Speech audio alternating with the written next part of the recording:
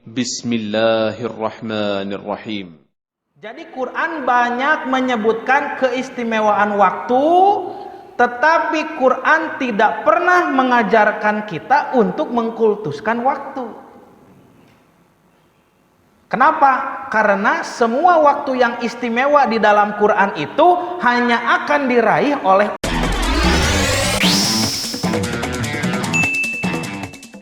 Innal hamdalillah nahmaduhu wa nasta'inuhu wa nastaghfiruh wa na'udzu billahi min sururi anfusina wa sayyiati a'malina may yahdihillahu fala mudhillalah wa may yudlil fala hadiyalah. Asyhadu an la ilaha illallah wahdahu la syarikalah wa asyhadu anna Muhammadan abduhu wa rasuluhu alladzi la nabiyya ba'dah amma ba'du. Para hadirin ikhwatu iman, Bapak dan Ibu yang dirahmati Allah dan para pemuda yang dirahmati Allah.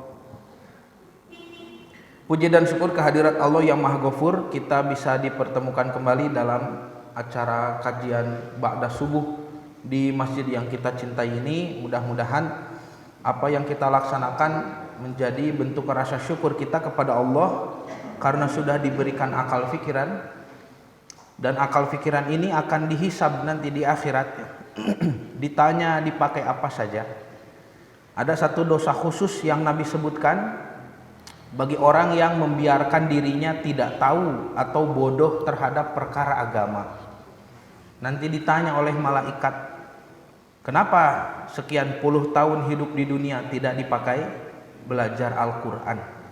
Karena itulah para nabi dan rasul dulu sering mengeluhkan bahwa kitab suci yang Allah turunkan itu sudah tidak diindahkan oleh umat-umatnya. Maka dengan itu kita berusaha supaya kitab suci Al-Quran ini yang menjadi warisan daripada Rasulullah Shallallahu Alaihi Wasallam sebagaimana diturunkan ya di zaman beliau sampai sekarang kita jaga. Dan pengamalannya pun juga insya Allah kita jaga. Maka bentuk-bentuk majelis ilmu seperti ini adalah bentuk usaha melanjutkan tradisi yang mulia. Bapak dan Ibu yang dirahmati Allah, sebagaimana firman Allah Subhanahu wa taala dalam surah Fatir ya. Surah Fatir ayat 32 kalau tidak salah. A'udzubillahi minasyaitonirrajim. Tsumma awrathnal kitaba alladzina astafainahu min ibadina. Kemudian kami wariskan kitab ini kepada orang-orang yang kami pilih. Nah, artinya kalau diwariskan kitab suci Al-Quran ini adalah sepeninggal Nabi Muhammad SAW. Silahkan Bapak lihat track record siapa saja para pewaris Al-Quran itu. Karena para nabi wafat tidak meninggalkan dinar dan dirham. Mereka wafat meninggalkan ilmu. Generasi-generasi dari mulai sahabat, tabi'in, tabi'in terus sampai ulama-ulama pencatat hadis, penulis tafsir, semuanya itu adalah para pewaris Al-Quran. Sampai di zaman kita ini, apabila Bapak dan Ibu tergerak hatinya untuk menghafal Quran, memahami Quran, mengajarkan nanti dan mengamalkan atau mengamalkan dan mengajarkan, maka Bapak dan Ibu adalah orang-orang pilihan. Karena Allah berfirman, "Tsumma awrathna", kemudian kami wariskan al-kitaba, kitab suci ini, Al-Qur'an ini, alladzina astafaina min ibadina, kepada orang-orang yang kami pilih, begitu. Nah, inilah track record yang harus dijaga, mata rantai keilmuan dari para ulama. Bagaimana kita mengkaji Al-Quran itu sesuai dengan ilmu yang sudah diwariskan turun-temurun sekian banyak generasi dari zaman para sahabat sampai kepada zaman kita sekarang ini. Dan kita harus menjaga itu. Kata Nabi Shallallahu Alaihi Wasallam dalam satu hadis ya yang sahih, ad-dinu an-nasihah, agama itu adalah nasihah, tapi bukan nasihat bahasa Indonesia, bukan. Nasihat bahasa Indonesia itu kalau dalam bahasa Arab lafadznya mau'izoh ya. Kalau nasihah bahasa Arab kata Imam An-Nawawi rahimahullah, seperti orang menjahit. Nasoha rajulu thawbahu, seseorang menjahit bajunya. Idza khotohu, maka apabila dia menjahit bajunya itu disebut menasoh atau menasih baju. Baju yang robek itu diperbaiki, lubangnya dirapatkan, kemudian ditutup, dirapihkan lagi. Itulah nasihah. Nasihah adalah pembelaan, ya. Kemudian perbaikan, ya, penjagaan terhadap sesuatu sehingga dia tetap pada kehormatannya seperti yang seharusnya. Jadi dikatakan agama ini, Islam ini adalah nasihah, agama yang memperbaiki, ya, menjaga, mengembalikan kepada kehormatannya. Ditanya oleh para sahabat, liman ya Rasulullah, bagi siapa nasihat itu? Nabi menyebutkan 5 pihak. 1, lillah, kepada Allah. 2, wali kitabihi, dan kepada kitab sucinya. 3, wali rasulihi, kepada Rasulullah SAW. 4, wali a'immatil muslimin, kepada pemimpin umat Islam termasuk para ulama. Wali amatihim, dan kepada umat Islam secara keseluruhan. Jadi siapa saja yang berani menistakan nama Allah, merendahkan zat Allah, maka umat Islam tidak bisa diam. Kalau diam, bohong berarti Islam nate gitu. Siapapun yang menghina Quran, menyerang Al-Quran, menistakan Quran, tidak bisa diam. Begitu juga kepada Rasulullah, kepada pemimpin, para ulama, dan juga umat Islam secara keseluruhan. Kita harus menjaga 5 pihak ini sehingga berada pada kehormatan yang semestinya. Itu tugas sebuah umat. Karena itu kita disebut umat yang baik.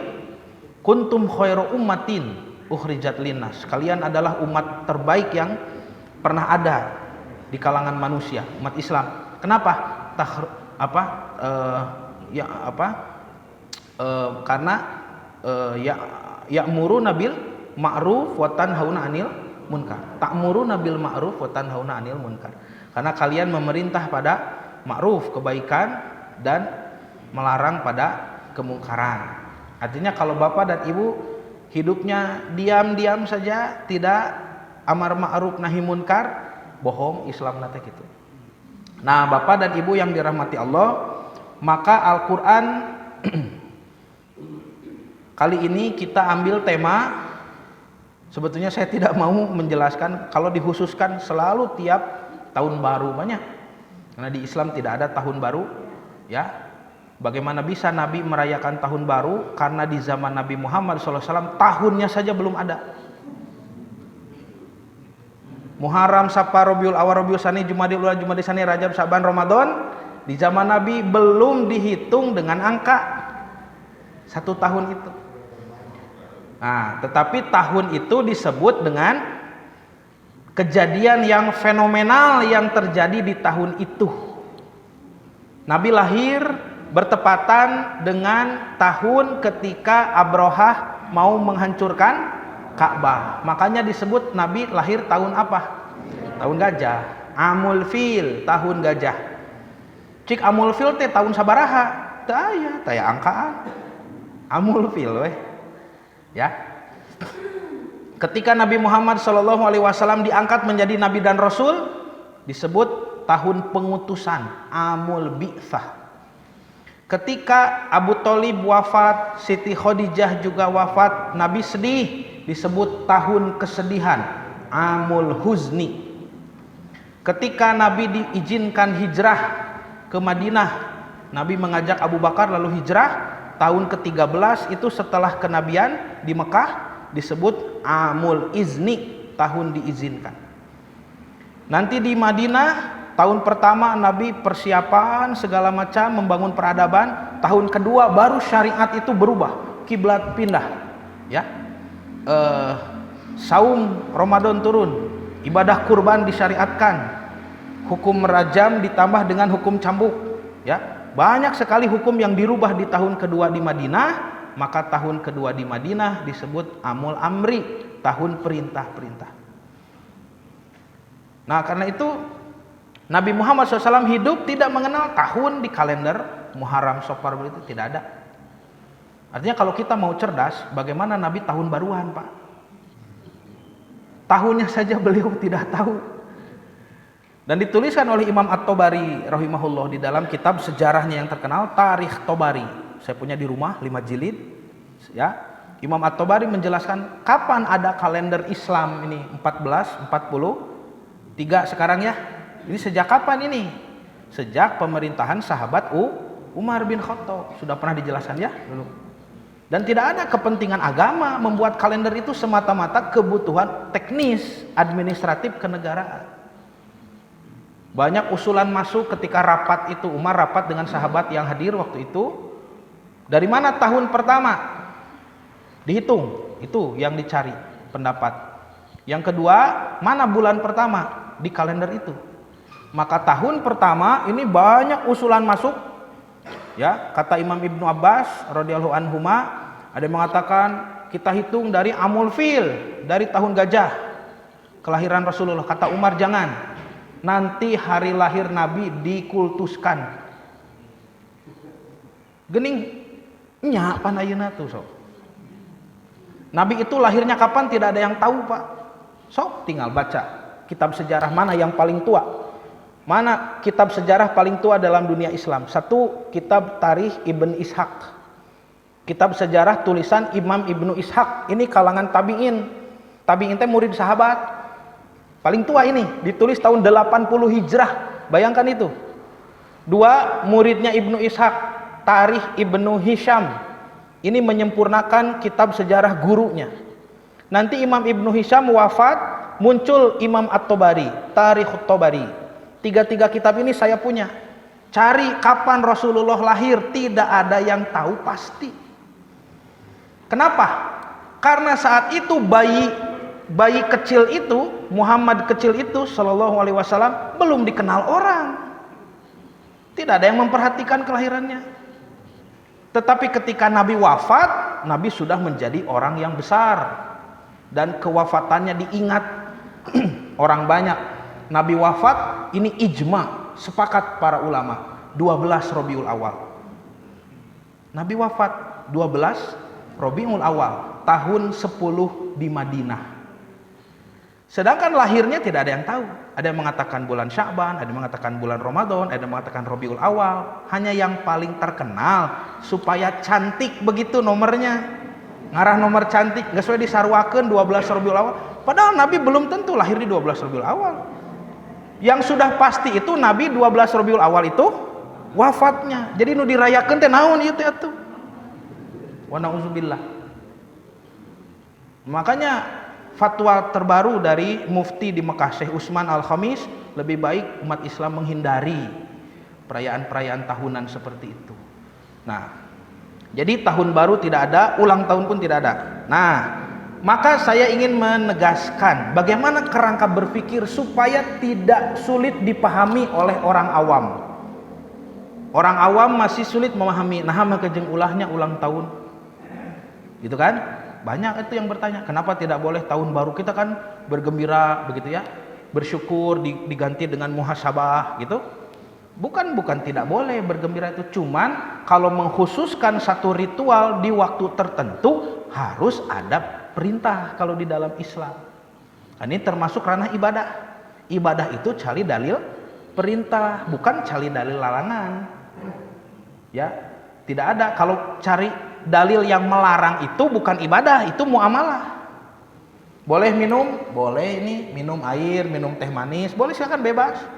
Nanti ada dalil yang melarang, jangan minum khamar, eta mah muamalah. Kalau ibadah itu perintah, mana perintahnya? Jangan kita ibadah seenaknya, lalu ketika ditanya, nah bapak itu ibadah teh tidak ada dalil yang melarang, teu ngarti eta mah gitu. Kalau ibadah cari dalil yang melarang, mari besok sholat subuh 7 rakaat yuk. Mumpung seger, Pak. Ya, bilih kirang 7 rakaat. Nah, cenah sholat subuh 7 rakaat, mana dalil yang melarang sholat subuh 7 rakaat? Teu aya moal aya, nepi ka belut jangan ge moal aya. Dalil nu ngalarang sholat subuh 7 rakaat. Ibadah mah perintah, yang ada itu perintah. Sholat subuh mah 2 rakaat sudah cukup.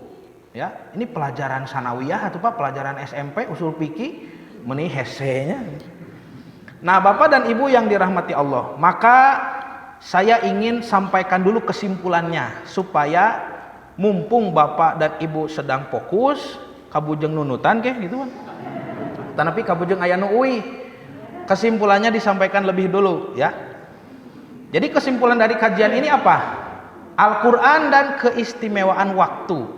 Saya ingin menyampaikan satu poin saja, bahwa Al-Quran banyak menyebutkan keistimewaan waktu. Betul, banyak kan?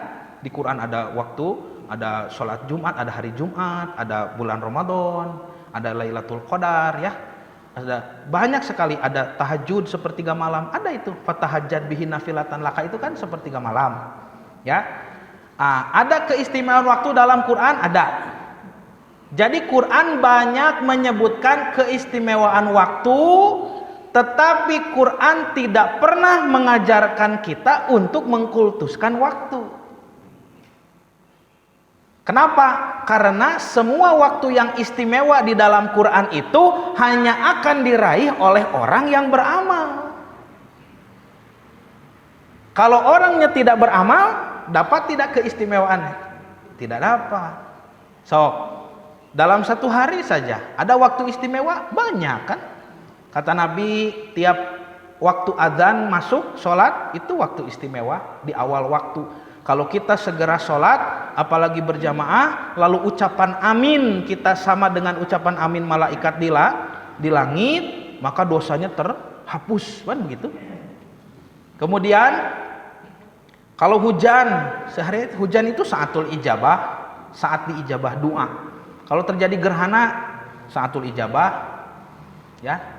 Sehabis wudhu ada doa, itu doa di waktu terbaik, ya. Mendengar adzan itu juga waktu sholawat kepada Nabi, dan nanti dihalalkan syafaat, ya. Jadi cari waktu sholawat pun tetiasa kumakarep urang. Para sahabatnya orang Arab, mengerti bahasa Arab, mengerti Nabi Muhammad SAW, tapi tentang sholawat sahabat tanya kepada Nabi, ya Rasulullah, bagaimana kami bersolawat kepadamu? Kata Nabi, ucapkanlah Allahumma sholli ala Muhammad wa ala ali Muhammad kama sholaita ala Ibrahim. Doa yang sering kita baca pada duduk tasyahud. Ya teh sahabat we naroskeun, Pak. Teu mawa karep nyaliran. Nah, satu hari itu, ya, yang paling hebat disebutkan oleh Nabi sepertiga malam, ya. Allah turun ke langit dunia. Orang yang minta akan diberi, cobi. Orang yang berdoa akan dikabulkan, orang yang bertaubat akan diampuni. Kan gitu soal Nabi. Ini waktu yang istimewa. Satu hari itu banyak. Tapi bagaimana jika waktu-waktu istimewa itu hadir tapi kita tidur, tidak beramal? Dapat tidak? Tidak dapat. Artinya Islam tidak pernah mengajarkan pengkultusan waktu. Dalam satu pekan, kata Nabi, di antara 2 Jumat, dari Jumat ke Jumat ada ampunan bagi orang yang datang ke masjid sebelum adzan zuhur Jumatan, lalu datang lebih awal, duduk di saf paling depan, melaksanakan sholat intidhor. Itu waktunya sholat, Bapak, sanes waktosna maca Quran. Ini perintahnya intidhor. Kalau menunggu imam naik mimbar itu bukan membaca Quran. Kan ibadah mah kada aya parentah. Mana parentahna maca Quran ngantosan adzan Jumat teu aya. Menunggu adzan Jumat itu dengan sholat 2 rakaat kata Nabi semampu kalian. Nu kabujeng sakalinya sakali, 2 kali dan seterusnya sampai imam naik mimbar, maka diampuni dosanya sepekan ditambah 3 hari, 10 hari, Pak. Unggal Jumaah kitu wae Bapak teh, atuh bersih dosa teh. Ieu mah unggal Jumaah da maca Quran. Bukan jelek kan baca Quran itu, tapi ibadah mah masalah perintah, Pak. Ya, masalah perintah. Orang yang paham akan terus sholat di dinya teh. Da eta mah waktosna sholat. Nah, maka kata Nabi, maka orang itu diampuni dosanya 10 hari dan dia mendapat pahala seperti berkurban dengan seekor unta. unta merah, ya. Iraha teu sing orang Antapani korban ku onta geus Pak. Kada haji heula ka ditunya. Ieu mah unggal Jumaah aya pahala kurban onta, hare-hare anger we ka masjid teh tos adan. Jaba nunutan, aing mah. Nabi Muhammad SAW menyebutkan dalam hadis sahih, kalau Jumatan itu tiap kali sholat Jumat di depan masjid sesosok malaikat menulis nama orang-orang yang datang, dituliskan. Ini hadis sahih riwayat Bukhari Muslim. Satu persatu orang masuk dituliskan sampai imam naik mimbar. Sur imam teh assalamualaikum warahmatullahi wabarakatuh. Gek we calik, maka kata Nabi, buku catatan itu ditutup. Maka orang yang datang setelah imam naik mimbar tidak dapat apa-apa, nol pahalana. Bapak masih keneh nyebrang di jalan, imam tos salam, atos nol. Kerja bakti Bapak, tidak dapat apa-apa. Atos we cenah teu uih deui, dosa eta mah. So bade ka mana? Ayo, bingung pan keur meuntas mage tengah jalan. Duh. Nah, maka hilangnya pahala Jumatan bagi orang yang terlambat sama halnya dengan hilangnya pahala Jumat bagi orang yang lago di dalam masjid. Datang awal tapi nunutan ngerasa. Itu juga pahalanya makanya mun aya nunutan teh gitu. Makanya coba lihat, coba perhatikan di dalam hadis bagaimana Nabi berkhutbah. Khutbah Jumat Nabi kumaha? Dalam hadis disebutkan matanya merah seperti orang marah, suaranya tinggi. Nabi mah orasi ketika khutbah Jumat. Matak moal aya nunutan. Karena mencuri perhatian kan? Makanya saya pernah kan khutbah Jumat di sini, saya teriak-teriak. Kenapa? Menyelamatkan ibadah bapak-bapak gitu. Nya gerasok Pak, Jumaahannya jam 12 siang masjid di AC, bapak sumping tas ibak, aduh seger mah. Ge kue nyarane. Nya khotib naik ya. Khotibna khutbahna kumaha? Alhamdulillah. Alhamdulillah nunutan atuh.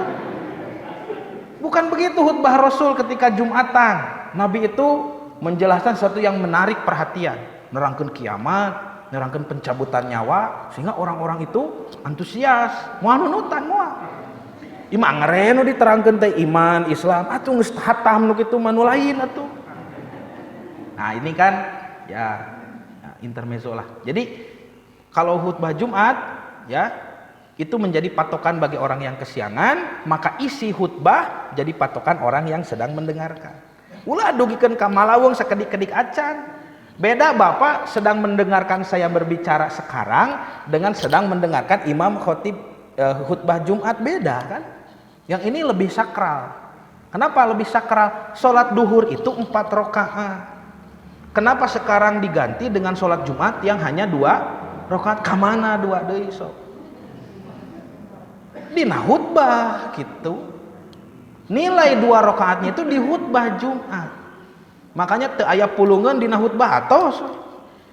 Dan khotib pun harus paham, 1 suara harus lantang mencuri perhatian, 2 harus bisa dipahami oleh mustami apa yang sedang dipelajari ini sekarang. Dorwe macakeun kalitu kadieu hadis ku bahasa Arab, da teu ngartieun atuh. Ya, naon pulungeunana khutbah Jumat teh gitu. Nah begitu Bapak dan Ibu, itu Jumat. Jadi dari Jumat ke Jumat ada ampunan untuk orang yang benar Jumatannya, amalnya benar. Dari tahun, sekarang 1 tahun tah, ti bulan ka bulan, ti Ramadan ka Ramadan. Nanti di Ramadan ada Lailatul Qadar, ada Idul Fitri. Bagi siapa? Bagi yang saum. Bagi orang yang kelihatan kakinya di warteg kumaha tah? Hordeng wartegna ditutupkeun, sapatuna ngajajar. Eta mah moal kabagean. Moal kabagean naon eta mah? Lailatul Qadar, ibu dan bapak tibra nya moal atuh moal kabagean. Lailatul Qadar bagi orang yang ihyaul lail, menghidupkan malam. Jadi sekali lagi ini kesimpulannya, Al-Qur'an dan keistimewaan waktu Islam mengajarkan waktu-waktu istimewa, betul, tetapi Islam tidak pernah mengajarkan manusia untuk mengkultuskan waktu. Semata-mata waktu teu aya nilai kalau tidak diisi amal soleh, begitu. Nah, ini yang harus diterapkan pola pikir ini kepada masyarakat, ya, kepada masyarakat. Nah, Bapak dan Ibu yang dirahmati Allah, untuk memahami waktu di dalam Quran nanti ada berbagai macam kosakata yang Allah pakai. Satu, ada al-waktu itu sendiri bahasa Arab. Al-waktu bahasa Arab. Kemudian ada as-sa'ah. As-sa'ah juga waktu. Kemudian ada al-qarnu, qaron atau kurun juga waktu. Makanya sudah jadi bahasa Indonesia ya. Kurun waktu, gitu ya. Ada nanti juga az-zamanu. Zaman juga waktu. Ada juga nanti ahdun. Ahdunnya bukan ahdun perjanjian, ini ahdu zaman ya. Juga waktu. Nanti ada juga naon dina surah Al-Insan teh? Hal ata alal insani hinu minad dahri, dahar. Dahar juga waktu. Ini apa bedanya? Seperti kita ketika mengkaji dulu kebaikan ya. Kebaikan di dalam Quran itu ada khair, ada ma'ruf, ada birrun, ada hasanah, ada thayyibah, sadaya nawe kebaikan. Padahal kan beda-beda ya maknanya. Manusia insan, manusia al-insu, manusia an-nas, manusia al-bashar, manusia perempuan, ibu-ibu ya, unsa perempuan, an-nisa perempuan, al-unsa perempuan, niswah ya, niswah perempuan, imro'ah perempuan, zaujah perempuan. Ripuh bahasa Indonesia mah Pak. Ya, ngawadahan bahasa Arab teu tiasaeun. Ya. Jadi gerasok belajar Islam tina Quran, Qur'ana bahasa Arab. Tiasa teu Islam dipahami ku terjemahan? Tiasa. Kedah belajar bahasa Arab. Dan teu kawadahan atuh. Kawadahan kene bahasa Sunda. Bahasa Jawa, ya.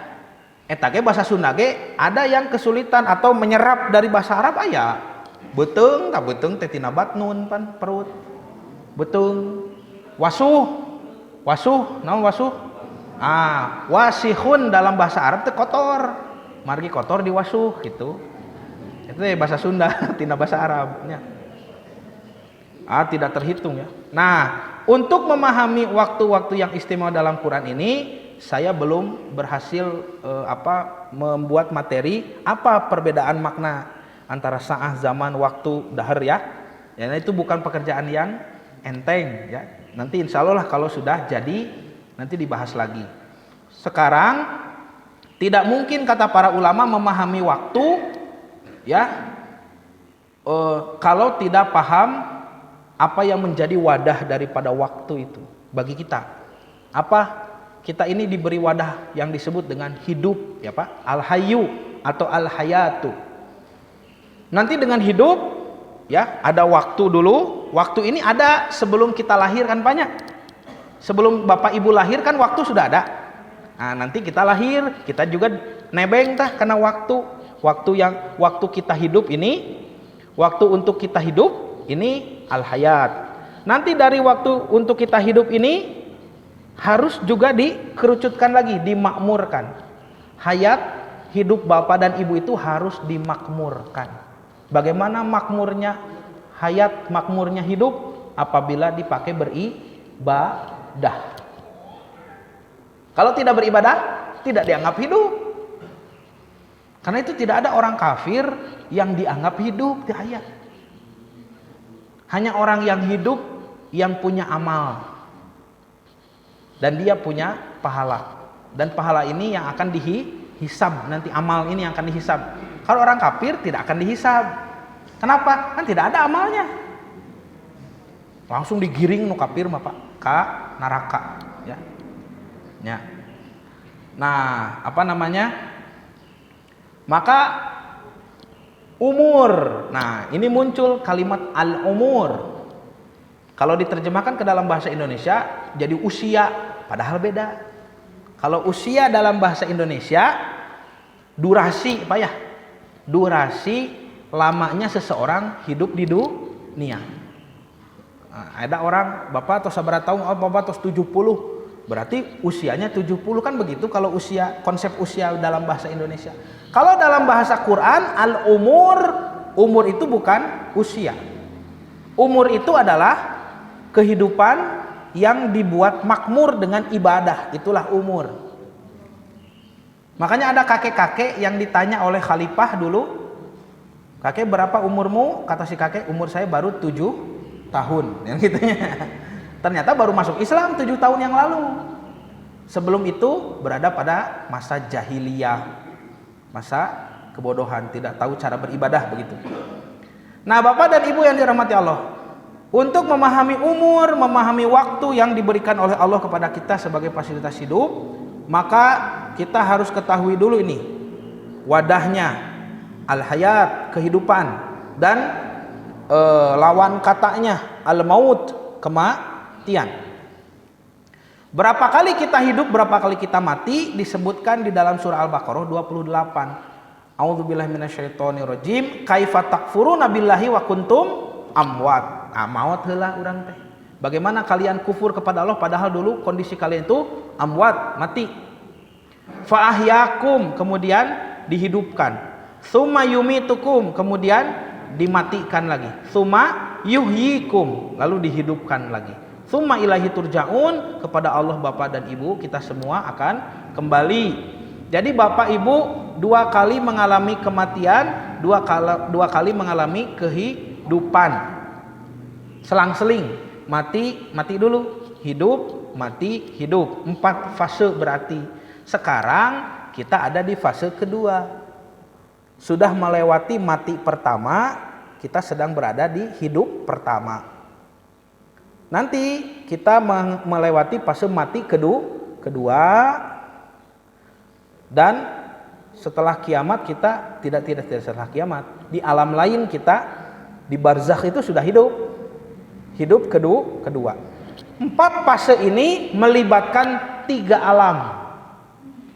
Alam ruh, mati pertama. Alam dunia, hidup pertama dan mati kedua. Di dunia itu mah sudah ditangtoskeun Bapak Ibu bade ngantunkeun di mana. Ketika ajalnya datang, maka Bapak dan Ibu akan diberi keperluan mendatangi tempat itu karena sudah dicatatkan sebagai tempat kematian kita. Beberapa hari yang lalu, mungkin sudah sepekan lebih ya, hari Kamis, tos 8-nya, Jumat, Sabtu, 10 hari yang lalu kami kehilangan guru ya, ulama muda Al-Ustad Kiai Haji Eka Permana Habibillah, itu guru kami ya. Kalau Bapak dan Ibu yang tinggal di sekitaran Buah Batu, hari Kamis lalu pasti ada yang heran kenapa jalan Ciwastra padat manusia gitu. Lautan manusia ya, karena wafatnya beliau. Itu kan beliau sudah sehat kelihatannya sehari sebelum wafat itu, tetapi ajalnya sudah mau datang kan Ustadz itu. Sedangkan kematian itu sudah ditetapkan tempatnya di mana, dan beliau sudah ditetapkan. Sekarang kita bisa tahu karena sudah terjadi. Beliau wafat di Rumah Sakit Muhammadiyah. Maka Allah buat ada keperluan beliau ke sana. Padahal kosnya toh sehat. Sudah mengisi pengajian, bahkan terakhir di sini kan di daerah Antapani. Malam terakhir itu ternyata dibuat beliau pingsan. Itu ujug-ujug Pak, pingsan.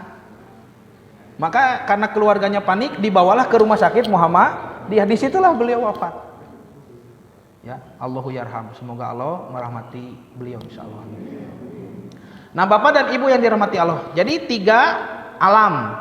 Alam ruh, alam dunia, dan alam akhirat. Alam akhirat nanti dibagi lagi.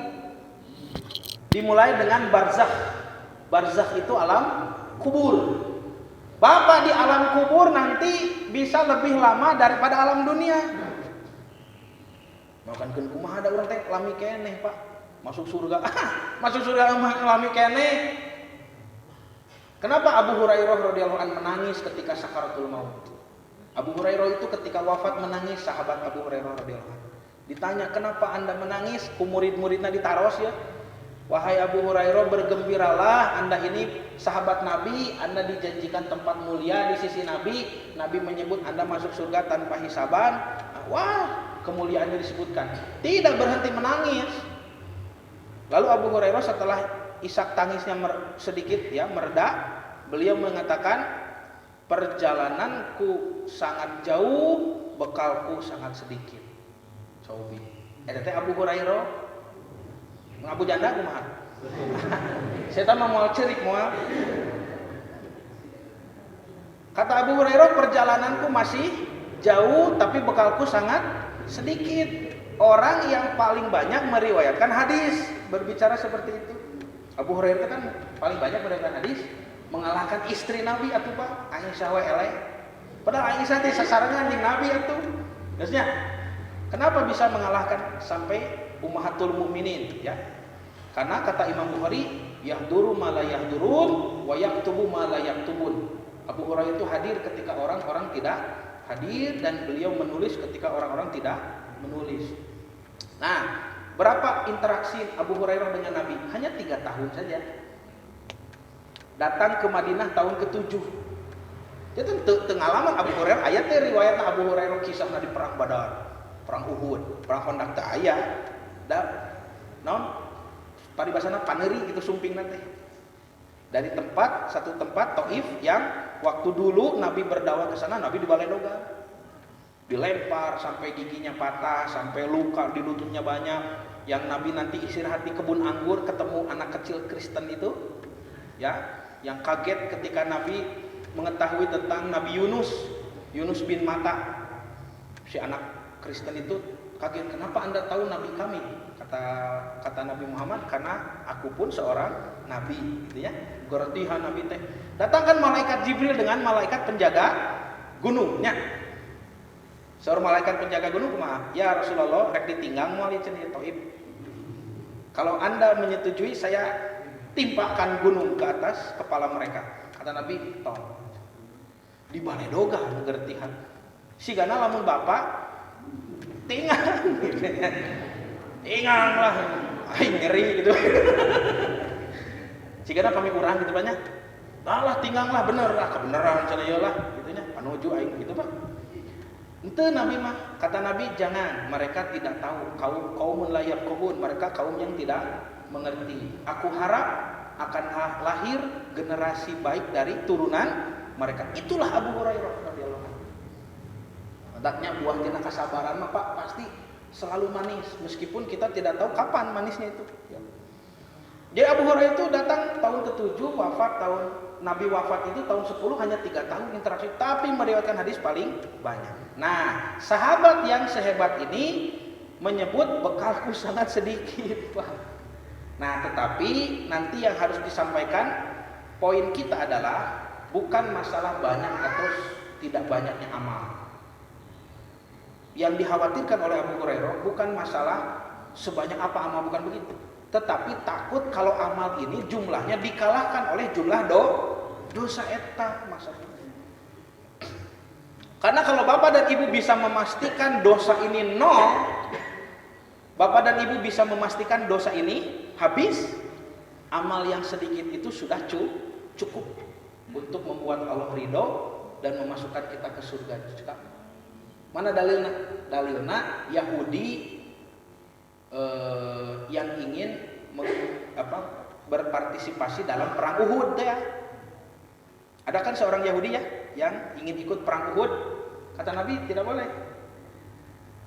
Karena kehadiran orang kafir di pasukan muslim akan menghalangi doa. Ini isyarat, ini dalil bahwa kalau Bapak berdoa tapi di rumah Bapak ada yang maksiat, ngahalangan karena doa. Ya Bapak umal wangi tahajud, hari budak Bapak maksiat misalkan, ya wa na'udzubillah. Di bumi teh kehalangan doanya. Makanya tidak bisa ya. Nu disebut ku anfusakum wa ahlikum naro teh. Bapak tidak bisa soleh sendirian begitu. Tanggung jawab kepada istri, tanggung jawab kepada anak. Nah, si ibu teh ulah diantepkeun Pak pame keluar bumi tingali. Nah, ibu teh ditiung, teh harus dimarahi. Kan ibu sok kadang-kadang api rage nyapukeun terasnya. Sok ayanya. Iya.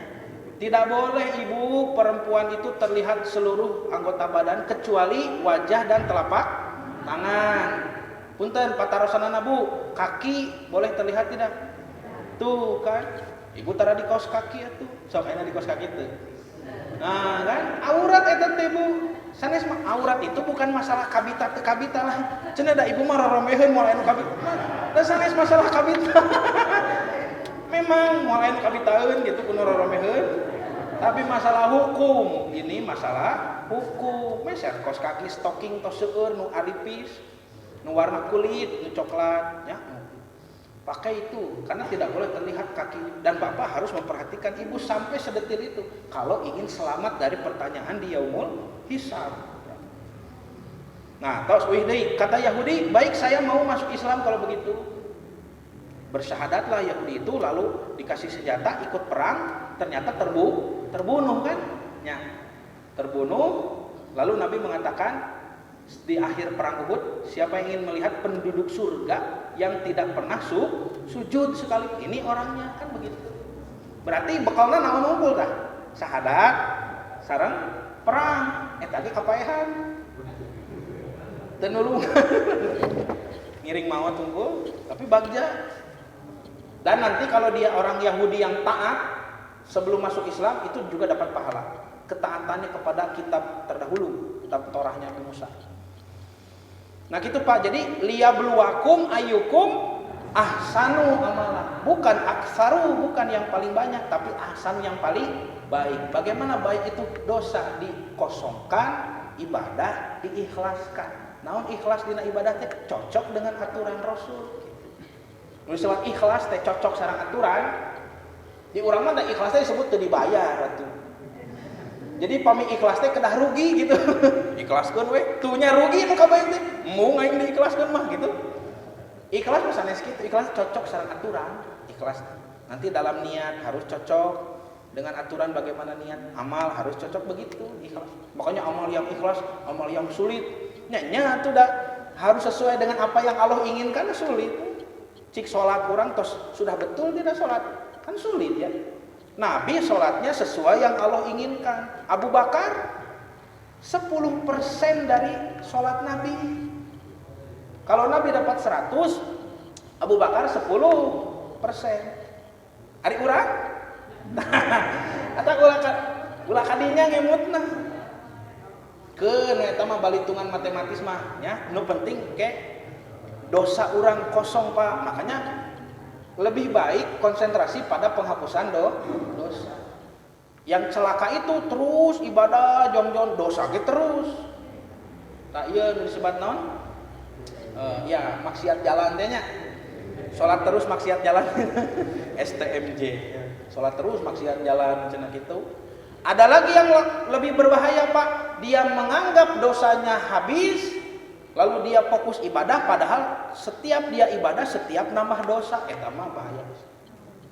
Bagaimana bisa demikian? Karena yang dia lakukan ibadah itu tidak ada contohnya dari Rasulullah. Eta mah tiap dilaksanakan tiap dosa. Wa na'udzubillah.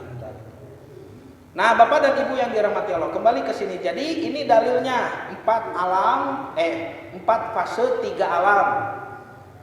Innallaha adzala bani adama bil maut. Sesungguhnya Allah menghinakan Bani Adam dengan mati. Ini mati pertama. Ya. Cobi ketika mati pertama Bapak Ibu ada di mana? Kenapa disebut dihinakan ini? Ingat Bapak, manusia itu terdiri dari fisik. Ini nanti yang akan busuk di dalam tanah, fisik jasad. Bahasa Qur'annya jasadun ya. Lalu Bapak dikasih batu baterai supaya gerak. Batu baterai itu naon? Ruhun. Bapak dan Ibu yang sebenarnya bukan jasad, bukan ruh. Da imat cangkang nu di baterean. Bapak dan Ibu yang sebenarnya bahasa Quran mah nafsun, nafas, ini jiwa. Nanti nafsun itu terdiri dari aklun dan kolbun, akal dan hati. Dia yang memilih mau taat mau maksiat akumaha anjeuna. Dia yang digenggam oleh Allah setiap kali Bapak dan Ibu tidur. Tidur itu setengah mati. Allah mencabut jiwa kita, nafas. Yang tersisa jasad dan ruhnya. Yang orang yang sedang tidur tidak wafat, mata kerek oge. Segrek itu maut Pak, eta kerek. Tapi kalau ditanya mau ngajawab. Kenapa? Teu aya jiwana. Nu nuju kulam teh padah nu disebut peureum teh da kulitna kahanap eta mah. Cobi geura bukakeun socana da molotot kieu teh kulam teh. Sok nya. Mati itu tidur itu jiwa kita lepas shoot gitu Pak. Ke alam lain. Yang di alam sana itu satu hari belum tentu 24 jam. Sehari di sana bisa jadi 1000 tahun di sini. Alam itu, makanya tidur serasa sebentar, dah sakedap kan itu nanti. Tapi sekejap di sana, di sini sudah berjam-jam Bapak teh 7 jam. Karaos teh lamina 7 jam nuju kulam teh. Daerah teuing nya sare teh henteu. Asa sakedap we. Bapak tidur jam 10 misalkan bangun jam 3, 6 jam. 5 jam ya. Bangun jam 4 atau 6 jam. Kan tidak terasa 6 jam. Karena kita tidak di sini. Eta napas jiwa ya. Jiwa ini yang harus juga merasakan sakitnya kematian. Makanya bahasanya kullu nafsin dha'iqatul maut. Bukan kullu jasadin, bukan kullu ruhin, bukan. Kullu nafsin, setiap jiwa. Artinya Bapak Ibu yang sebenarnya adalah nafas jiwa itu. Nanti ada macam-macam tingkatan jiwa. Ada jiwa yang buruk, siga jiwa na Fir'aun, ya, mengikuti hawa nafsu terus sampai hayang jadi Tuhan. Kan itu teh mengikuti hawa nafsu dari yang kecil sampai yang besar hayang jadi Tuhan. Disebutkan nafsu amarah. Nafsu amarah itu disebutkan di Al-Qur'annya, disebutkan ada. Nanti ada juga jiwa yang, aduh, iya mah sigah naonnya Pak? Siga langlayangan, angin ka ditu ber ka ditu, angin ka dieu ber ka dieu. Nafsu lawamah eta mah. Ya, kadang taat, kadang eleh gitu, kadang kumaha itu. Nanti ada yang selalu taat teguh hanif, Mbak. Dia lurus akidahnya seperti Nabi Ibrahim, ini nafsul mutmain. Nah, nanti Bapak dan Ibu akan disapa dengan ucapan ya ayat Tuhan nafsul mutmainnah oleh malaikat maut, insyaallah ya. Nah, Bapak dan Ibu yang dirahmati Allah, di mana Bapak ketika fase pertama kematian ini? Ingat, kita bukan jasad, kita bukan ruh, kita ini jiwa, nafas. Kalau di proyektor, jasad itu casing, ruh mah aliran listrikna, cabut gerak listrikna maut. Nah, nafas atau jiwa itu lensanya, lensa. Dia yang menentukan gambar apa yang mau ditampilkan. Rek taat, rek maksiat, aku masih eta, gitunya. Dia yang nanti bertanggung jawab di hadapan Allah. Ya. Nah, maka ketika di fase mati pertama, fisik kita ada di mana? Belum ada. Bapak dan Ibu kita semua, saya juga, itu baru setitik sel yang Allah simpan di tulang sulbinya, tulang punggung bapak-bapak kita, di tulang punggung abah. Tadi dia. Di mana eta sel? Dari makanan kan, yang dimakan oleh ayah kita kan Pak. Mun bapak orang nuang gehu aya togean ta bapak haji teh nyelap dina toge kapungkur teh. Atau dina wortel. Ya, mun nuang lotek tadina sambal suuk bapak teh. Atau mungkin bakso tahu gitu. Jadinya tuang leueut ku bapak orang, nanti Allah yang memproses kemana protein, kemana kalsium, kemana karbohidrat, zat besi, mineral. Lain tugas orang eta mah. Urang mah teu apal naon. Ngahuapkeun teu apal naon, miceun teu apal naon urang mah. Mata saur Nabi ngadua heula bade tua ngadua, bade kajamban ngadua beres kajamban wae nah doana alhamdulillah. So mah kaluar ti zaman doa teh alhamdulillahnya. Alhamdulillahilladzi adhaba anil ada wa afani kan gitu. Ya. Atau gufro naka. Eta teh pengakuan sebagai Allah itu Rabbul Alamin. Alhamdulillahi Rabbil Alamin. Karena nu ngurus teh Allah. Aduh, alhamdulillah diurusnya. Saur Imam Bukhari rahimahullah dalam kitab Sahih Bukhari, apa yang dimaksud dengan alhamdulillahi Rabbil Alamin? Ini kalau pakai kerangka berpikir Imam Bukhari ya. Kata Imam Bukhari, yang disebut dengan alhamdulillahirabbil alamin itu adalah al-haya'u minal iman. Rasa malu sebagian dari iman. Hanya kadinya Imam Bukhari mah.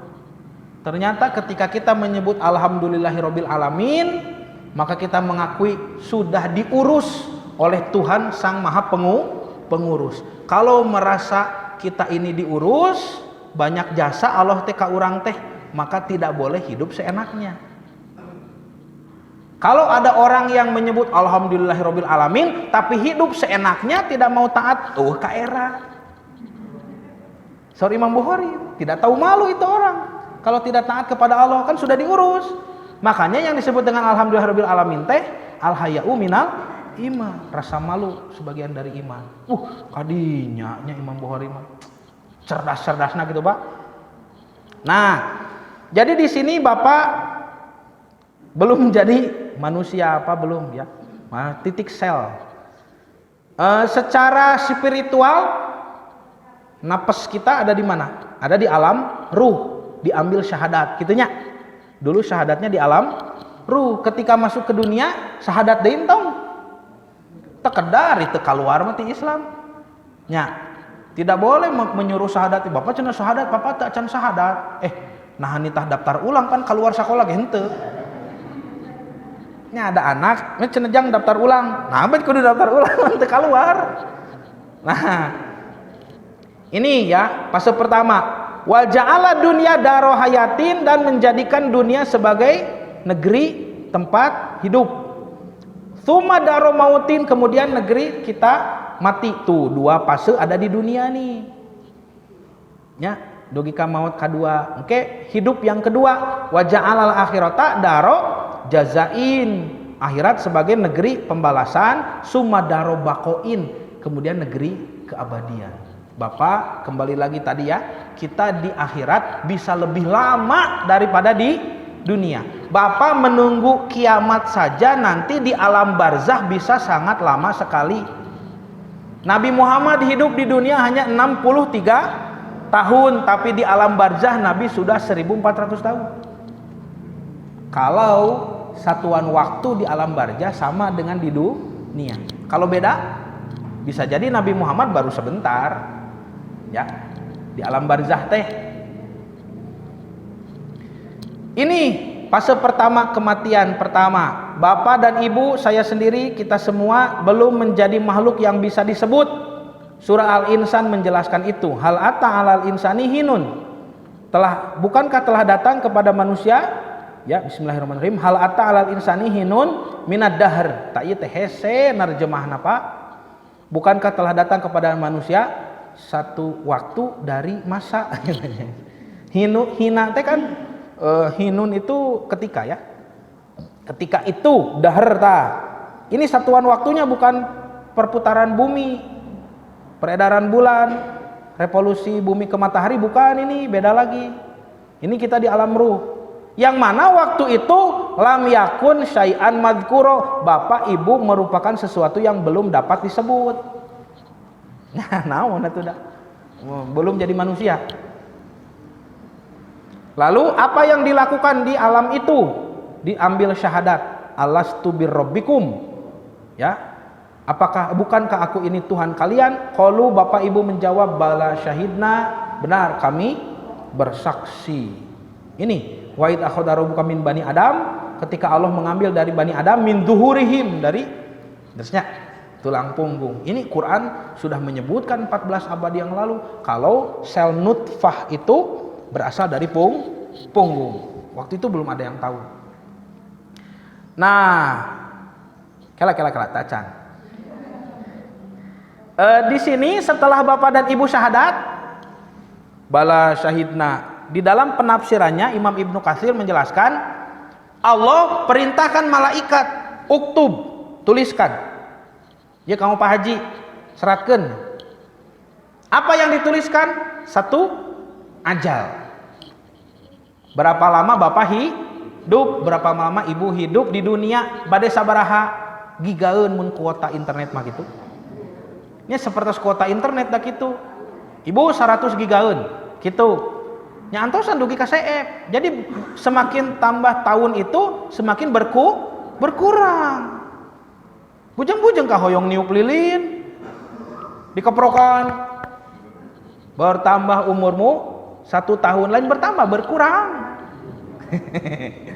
Panjang umurnya gitu nya. Bujang-bujang ka hoyong kayak gituan. Reuas mah aya ngurangan deui euy gitu Pak. Luak liuk tos teu aya sasama teh.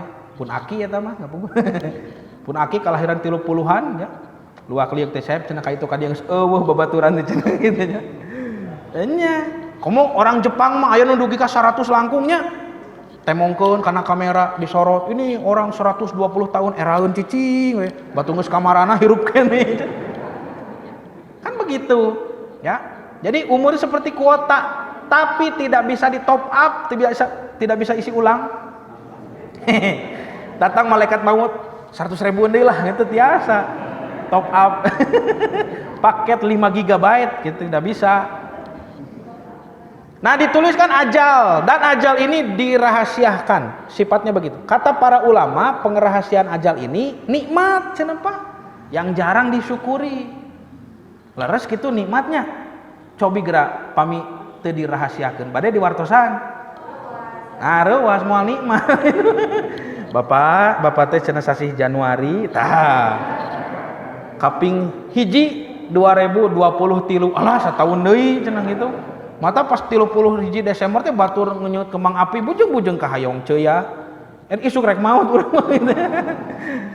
Nah, lalu dituliskan apa? Kodo dan kodarnya. Kodo ketetapan Allah yang tidak bisa dirubah, kodar masih bisa dirubah. Apa yang tidak bisa dirubah? Banyak. Contohnya jenis kelamin. Itu kodo eta mah. Bapak lahir sebagai laki-laki, ibu sebagai perempuan, jangan dirubah itu.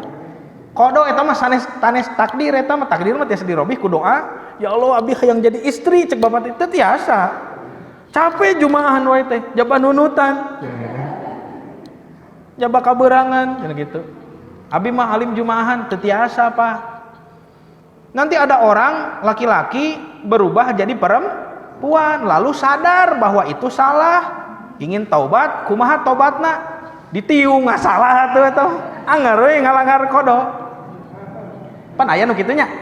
Aya teh kada disebatkeun lah. Kan aya nu kitu. Laki-laki jadi perempuan terus dioperasi segala. Lalu sadar bahwa ini salah.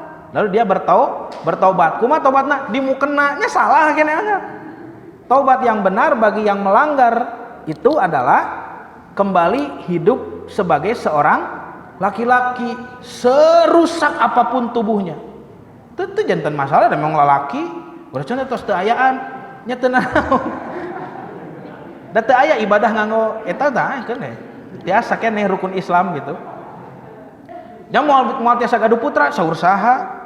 Konsep mandul dalam Quran itu bukan tidak punya anak biologis. Ya. Konsep mandul di dalam Quran itu tidak ada yang melanjutkan amal soleh kita. Kan tidak ada anak biologis, ada anak ideologis. Naon anak ideologis teh murid, anak yatim. Tak bapak ibu iraha tuh ngurus anak yatim. Seueur kene anak yatim di luar sana. Bagaimana cara mengurus anak yatim yang Nabi janjikan di dalam hadis akan menjadi tetanggaku di surga, pengurus yatim. Kumaha ngadamal panti sani. Membuat panti asuhan itu belum mengurus anak yatim belum. Itu sedekah biasa.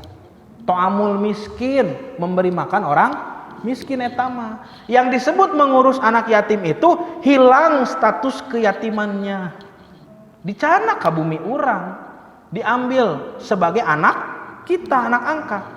Mulai sekarang kamu anak bapak.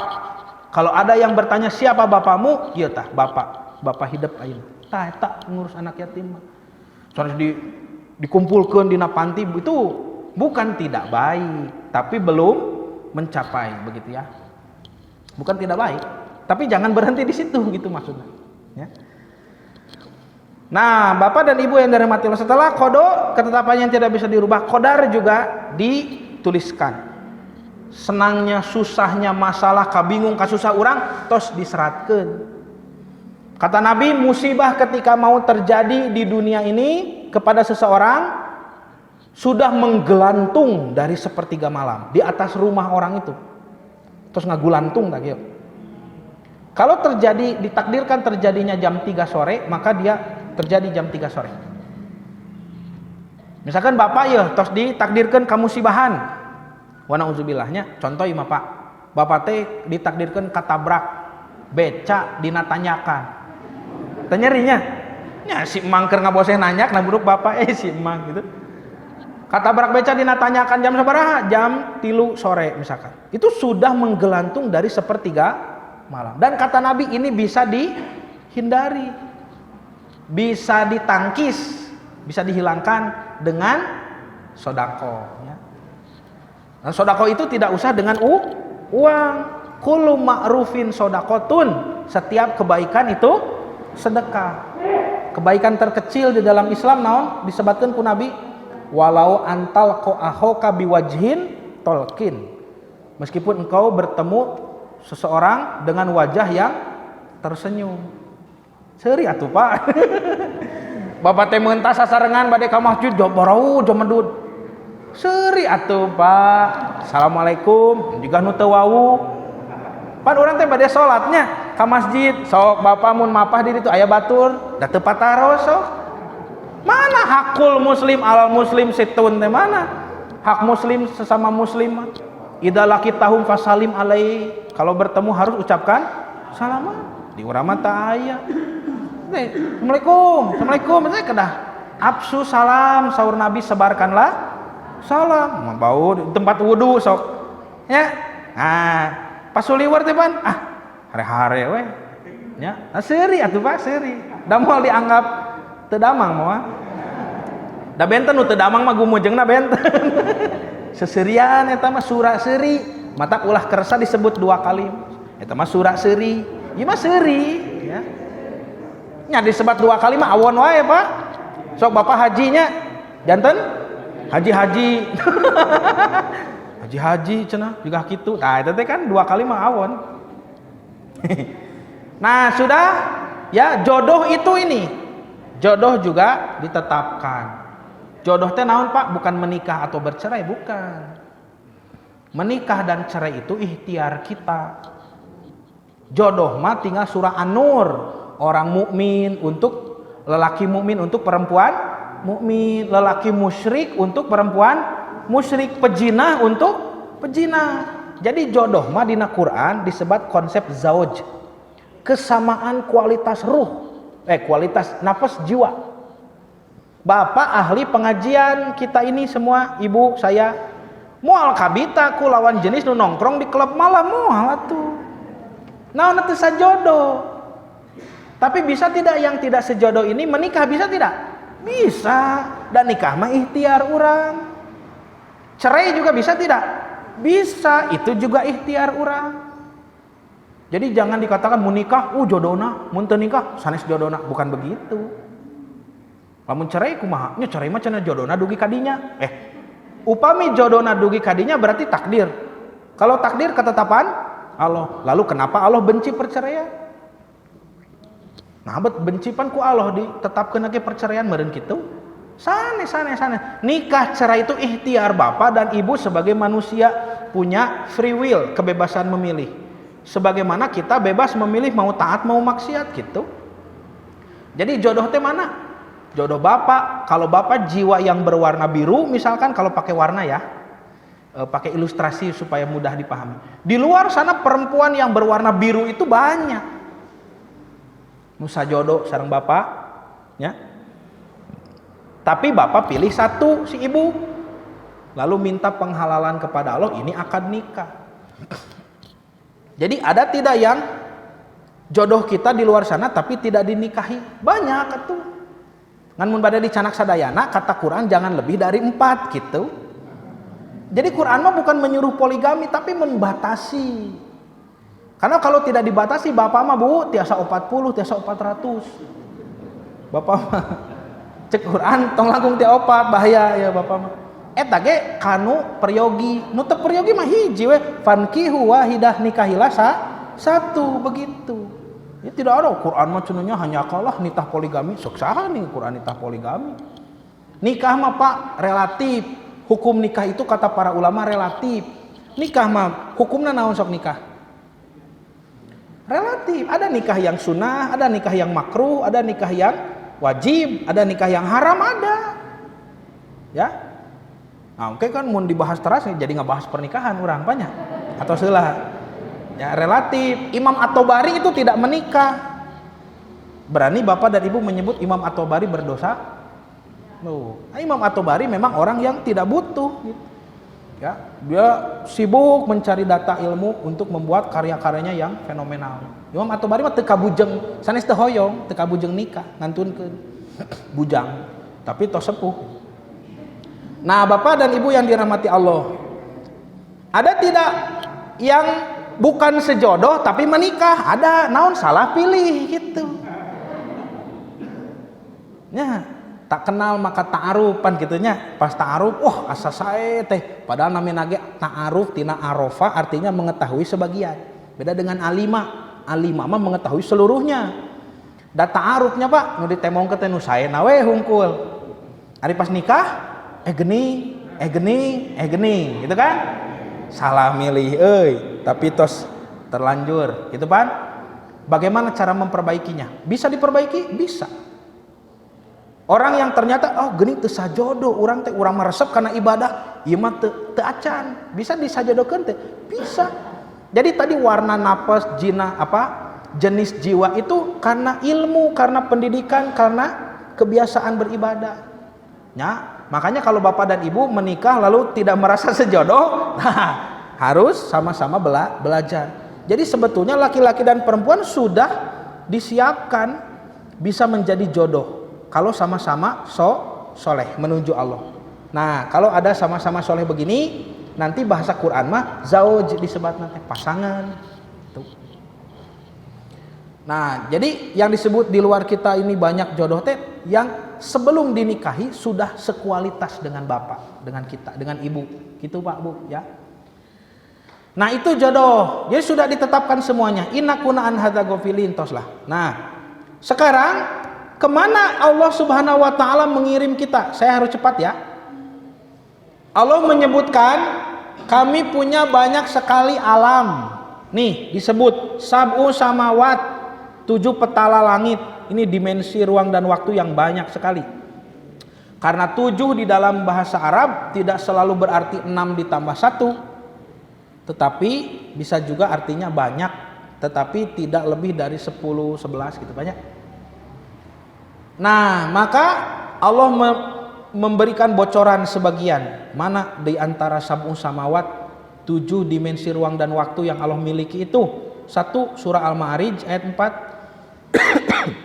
Allah punya dimensi ruang dan waktu yang sehari di sana 50.000 tahun di bumi. Malaikat Jibril mah uih tak kadinya.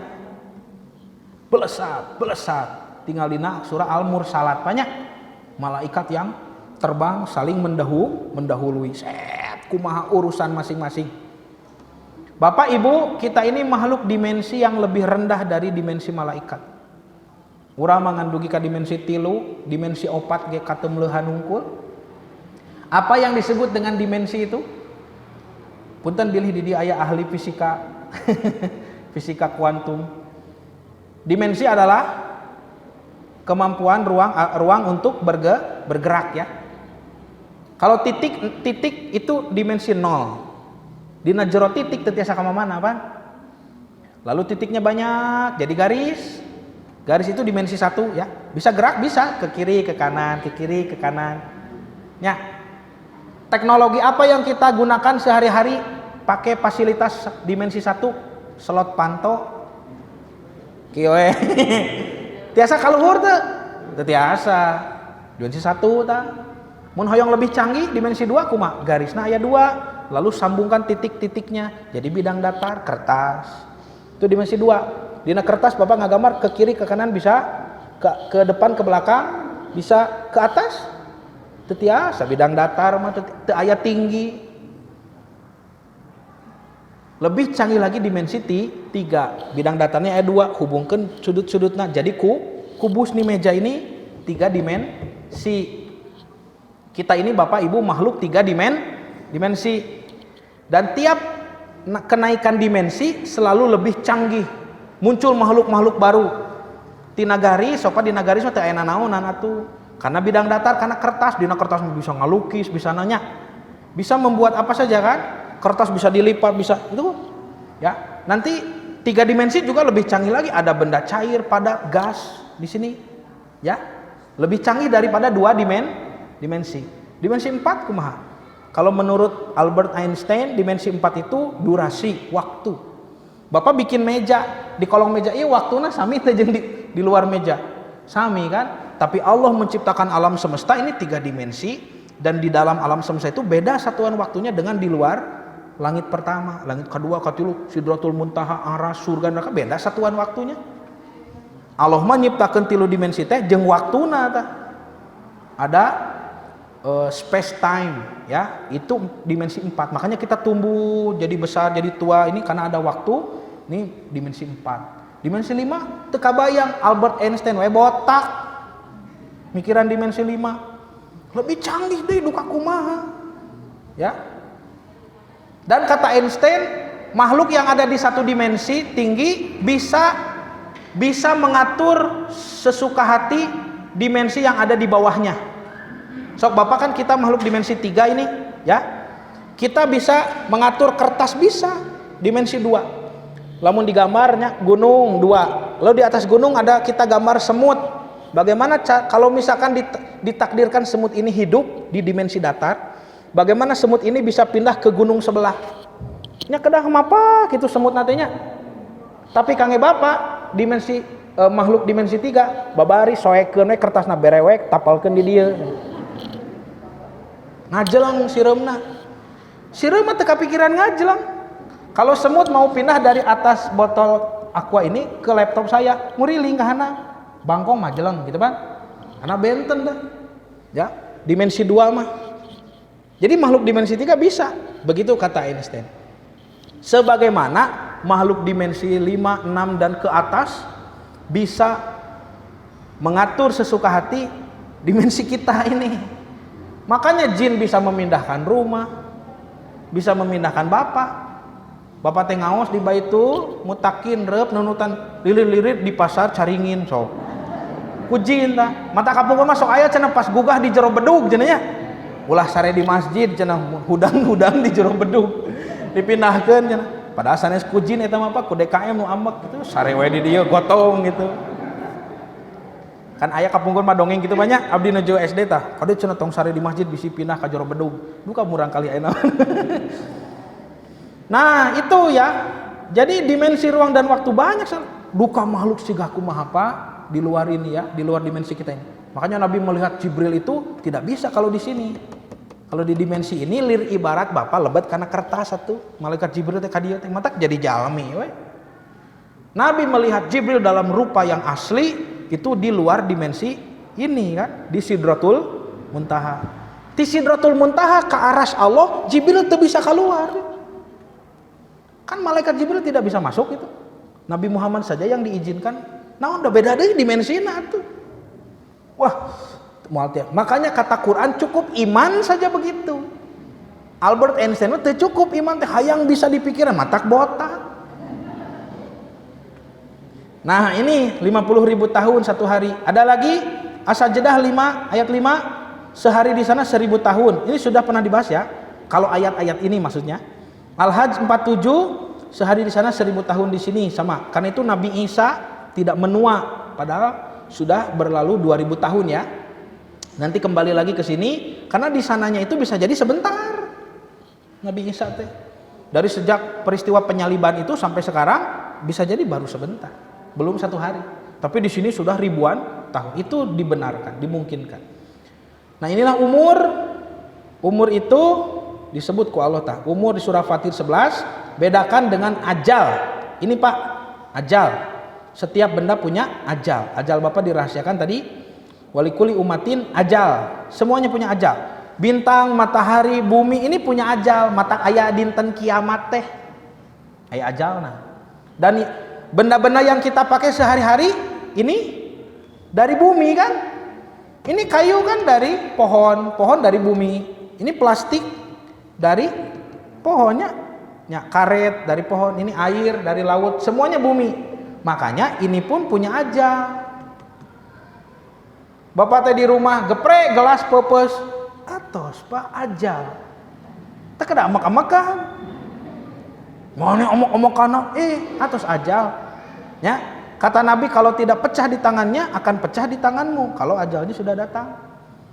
Tuh Islam genah banyak. So, jebrod kaca pantau mobil, alah innalillahi atos ajal. Teu kudu goblok nya. Amak-amakan eta jalan teh lega kehet teu kedah. Atos ajal berarti kaca mobil orang pepes atos we. Innalillahi atos we. Ajal gentos gitu Pak. Ya. Nah, genah ku ilmu mah. Teu kedah amak-amakan. Nah, maka sudah dulu lah ya. Ini umum dan saya simpulkan saja. Tidak, Bapak dan Ibu tidak dipilihkan alam yang sehari 50.000 tahun, tidak. Sehari 1.000 tahun juga tidak.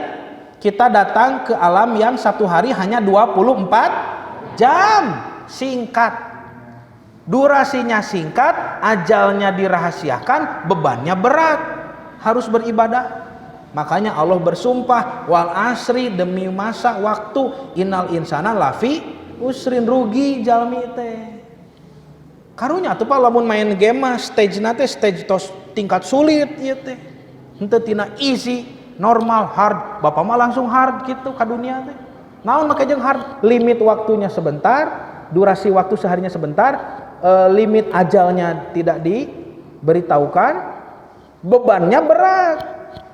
Musuhna kuat deh sok setan. Bapak teh sigah dina ring tinju tapi di pereumpeunnan tah. Di pereumpeunnan soca dikoroyok kitunya eleh atuh. Setan teh teu katingali jabaloba gara sok ngoroyok urangnya eleh. Makanya Allah membuat fasilitas ibadah itu semudah mungkin. Sekali amal pahalana kali lipat. Ya, baru niat sudah dicatat. Dosa dipersulit pencatatannya, baru niat dosa jangan dicatat kata Allah. Kalau terjadi dosa itu catat satu saja dosa. Cobi Pak. Amal mah sampai dilipat-lipat dosa mah teu. Makanya kata para ulama sungguh bodoh. Nah gitu bahasa nanya. Sungguh betapa bodohnya orang Islam yang masih masuk neraka. Terus digampilkeun sagala rupina nya. Saur Nabi inna dina yusrun, agama ini mudah. Manusialah yang mempersulit. Tangkal teh tos ieu tah tos nyangeyeng kieu tos nya nyangeyeng tungkul tangkal teh kantun metik teh kantun kitu tah bapak mah ka dieu nae ka luhur ngaririweuh anjeun geus babari agama teh. Kitalah yang membuatnya menjadi rumit. Nah sudah ya Bapak Ibu, jadi tujuan kita berat ini makmurnya umur dengan ibadah. Tos tah ieu we pangmotokeun kanggo dilenyepan di bumi. Jadi ini kesimpulan tadi sudah disampaikan di awal ya. Sudahlah. Saya tutup dengan doa Rabbana hablana min azwajina wa dzurriyyatina qurrata a'yun waj'alna lil muttaqina imama. Rabbana la tuzigh qulubana ba'da idh hadaitana wa hab lana min ladunka rahmah innaka antal wahhab. Rabbana atina fid dunya hasanah wa fil akhirati hasanah wa qina adzabannar. Aqulu qouli hadza wa astaghfirullah li wa lakum. Mangga pagi. Baik.